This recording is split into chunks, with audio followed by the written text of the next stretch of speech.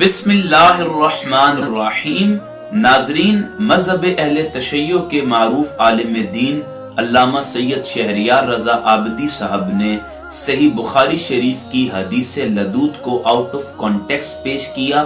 اور یہ تاثر دینے کی کوشش کی کہ امہات المؤمنین نے نبی صلی اللہ علیہ وسلم کو زہر دیا، نعوذ باللہ من ذالک، جس کے سبب آپ صلی اللہ علیہ وسلم کی شہادت ہوئی۔ میں علامہ صاحب کی ذات پر کوئی تبصرہ نہیں کرتا، لیکن طعن پر مبنی ان کے اس من گڑت اعتراض اور الزام کا جواب انتہائی اختصار کے ساتھ حدیث لدود کی وضاحت کی صورت میں ضرور پیش کروں گا۔ لیکن حدیث کی وضاحت سے پہلے لفظ لدود کا معنی و مفہوم ضرور سمجھ لیں۔ لدود کہتے ہیں ایسی مخصوص دوائی کو جو انسان کے جسم میں جس حصے کی جانب مرض ہوتا ہے اس حصے کی طرف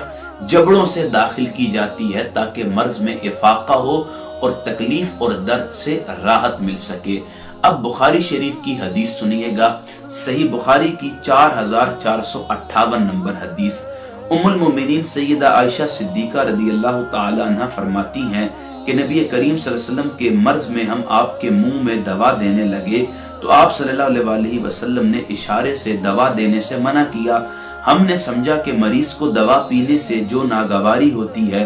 یہ بھی اسی کا نتیجہ ہے، اس لیے ہم نے اصرار کیا تو نبی کریم علیہ السلام نے حکم فرمایا کہ گھر میں جتنے آدمی ہیں سب کے منہ میں میرے سامنے دوا ڈالی جائے، صرف عباس رضی اللہ تعالی عنہ اس سے الگ ہیں کہ وہ تمہارے ساتھ اس کام میں شریک نہیں تھے۔ ناظرین، اس حدیث لدود کو بیس بنا کر ایک من گھڑت منفی پروپیگنڈا کیا گیا امہات المؤمنین کے بارے میں، اور یہ تاثر دینے کی کوشش کی کہ جو دوائی لدود کی صورت میں پلائی گئی تھی در حقیقت وہ زہر تھی۔ اب میں یہاں ایک بنیادی سوال کرنے لگا ہوں،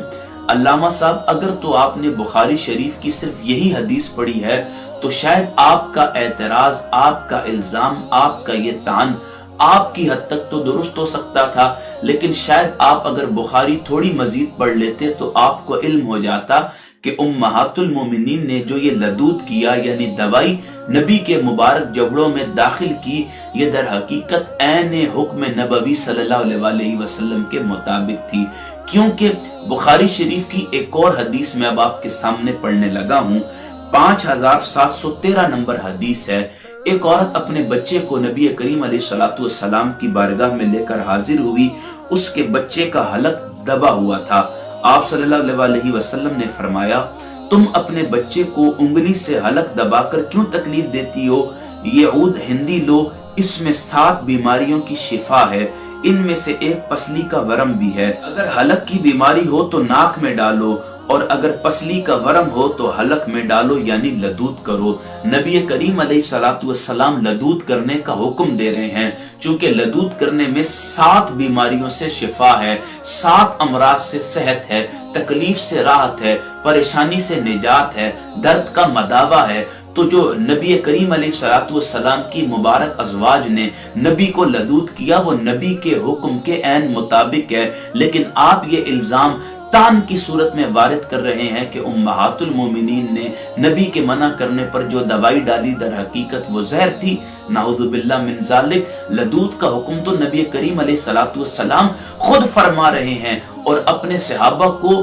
قیامت تک آنے والی امت مسلمہ کے لیے ایک نشانی بتا رہے ہیں کہ اگر 7 امراض سے بچنا چاہتے ہو تو لدود کیا کرو۔ اب آپ نے جس ہستی پر طعن کیا وہ نبی کی وہ مبارک زوجہ ہیں کہ جن کے حجرے میں رہنے کے لیے آخری ایام میں نبی اپنی دیگر ازواج سے اجازت لے رہے ہیں۔ یہ نبی کی وہ مبارک زوجہ ہیں جن کی مبارک گود میں نبی کریم علیہ السلام کا وصال ہو رہا ہے۔ تو آپ خدا را امت کو انتشار کی جانب نہ لے کر جائیں، تفرقہ بازی کو فروغ نہ دیں، من گھڑت تعویلات کے ذریعے، من مانی تشریحات کے ذریعے، من کو پسند آنے والے ترجمے کے ذریعے امت میں انتشار کی ہوا نہ کریٹ کریں۔ خدا را جو صحیح معنی و مفہوم ہوتا ہے یا تو خود اسے سمجھ لیا کریں اور پھر دوسروں کو سمجھانے کی کوشش کیا کریں۔ وآخر دعوانا ان الحمد للہ رب العالمین۔